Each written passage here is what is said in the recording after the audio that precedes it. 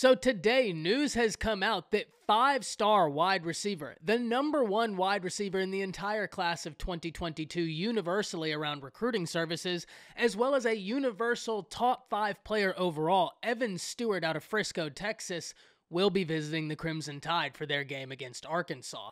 We need to talk about why this is so big. Before we do, as always, y'all know the drill. I want to hear from you. Hop down to the comments. Give me a Y for yes or an N for no. Do you believe that this is a signal that the Tide are back in good position for Evan Stewart? And let me know what you're thinking. If you are new to the channel, be sure to subscribe. Hit that bell notification. I do constant college football content. You don't want to miss any of it. And if you enjoyed this content, be sure to like and comment down below. Those interactions, though they are small, are really, really impactful to content creators such as myself in both getting picked up and maintained by the YouTube algorithm. But with all of that being said, we need to talk about this because I was very excited to see that the hyper-talented five-star wide receiver would be visiting the Tide once again. Evan Stewart is an individual who OGs of this channel will remember as far back as February. I had been saying I thought he was the most talented wide receiver in this class. And that's not a knock at any of the other wide receivers. There are a ton of hyper-talented guys in this class, but Evan Stewart kind of stood out in his ability to get open and his speed. Recently, Evan Stewart posted a 10.58 100-meter dash and backed that up with a 21.08 200-meter dash. So this young man has blazing speed and is able to affect the game with it. It's interesting because just this offseason, we continuously heard Nick Saban preach how the Crimson Tide were looking for speed. They went out and got Jameson Williams, and the rest is history. Jameson Williams is having a unbelievable season for the Crimson Tide and is absolutely the best transfer in the nation right now, posting over 1,000 yards, averaging over 100 yards a game, and he is showing all the success one can have with the Crimson Tide at that wide receiver position. We always knew that the battle for Evan Stewart would be an intriguing one. A one-time Texas commit who decommitted, and then multiple institutions did everything they could to try and garner his attention. If we actually look on 24/7 Sports, it's intriguing because 3 institutions currently have a crystal ball inserted in their favor for the five-star wide receiver out the Lone Star State. The Texas Longhorns, the Florida Gators, and more recently, Texas A&M. The intriguing thing about this is 2 of these institutions are the home state. If we look at the University of Texas, as I just said, Stewart is a one-time Texas Longhorn commit, and he's a home kid. But if you're looking at it, you might ask yourself, well, why Texas? When we look at the season Texas has had, they have been a disaster. And though you are not wrong, we also need to look at an individual within Texas's system who has seen massive success, and that is Xavier Worthy.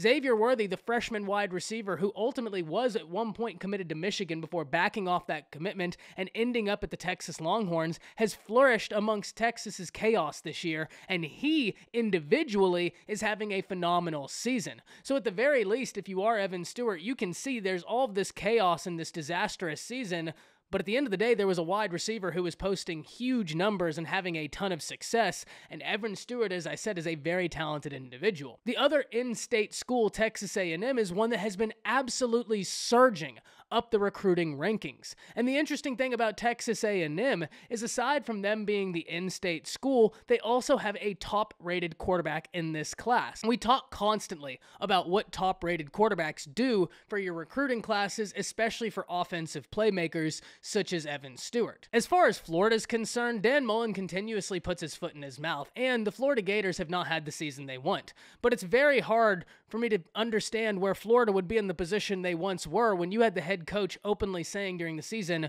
we're not worried about recruiting right now, we have a college football season, which was one of the more intriguing things stated this entire season out of a coach at a premier and proud university like Florida. That was amazing to me. The fact that that didn't get exponentially more coverage was astounding. So it's anybody's guess on Florida, but now let's get to the Crimson Tide, because the Crimson Tide do have some unique factors in this battle. First and foremost, Bryce Young. The Crimson Tide have a stellar quarterback right now who will be there for at least another year. Bryce Young is currently the odds-on Heisman favorite, and if he continues his impressive campaign, could sew up that trophy. It's going to be a massive game to watch when the Crimson Tide, and if the Crimson Tide win out to take on Georgia in the SEC championship game, because you know Heisman voters will be fixated on that game. But even outside of Bryce Young, I just talked about how A&M has a top quarterback in their class. Meanwhile, Alabama also has a 5-star quarterback in their class. Also, they just pulled the #1 quarterback out of Texas, Jalen Milroe, the year before. Another thing Alabama has going for themselves in this battle is Jay Valai. Now, Jay Valai has not had the success in the state of Texas that I had hoped he would have. However, this is where Jay Valai could prove beneficial. He and Stewart have a very close relationship from Valai's time in Texas, so that could be big. The third and final thing is Alabama's wide receiver U. Evan Stewart has talked about wanting to be developed, and Alabama has been developing wide receivers at a rate that has never been done before, sending 2 wide receivers to the first round of the NFL draft in back-to-back drafts, becoming the first institution ever to do so. And when you look, if Jameson Williams continues his hot season, they could be sending 5 wide receivers to the first round in the NFL draft within a 3-year period. Let that sink in. That is astounding production. That right there is very hard to argue against. And ultimately, the last thing I want to talk about as it pertains to Evan Stewart and why he's such a unique recruit is because this is an individual that if you're interested in the future of the ever-changing landscape of how college football players can monetize themselves, Evan Stewart is a name you must watch. Because aside from him being hyper-talented, he's also got a massive TikTok following and he knows how to market himself. So this is a young man who is uniquely positioned to benefit from NIL, and I would just like to turn your attention to Nick Saban in the state of Texas not long ago talking about how his quarterback, Bryce Young, had already cleared $1 million before he had ever taken a starting snap in college football. That was a recruiting pitch. I said it at the time. Saban is out here playing chess while everybody else is playing checkers. It's moves like that that continuously separate Saban in these little things that he does.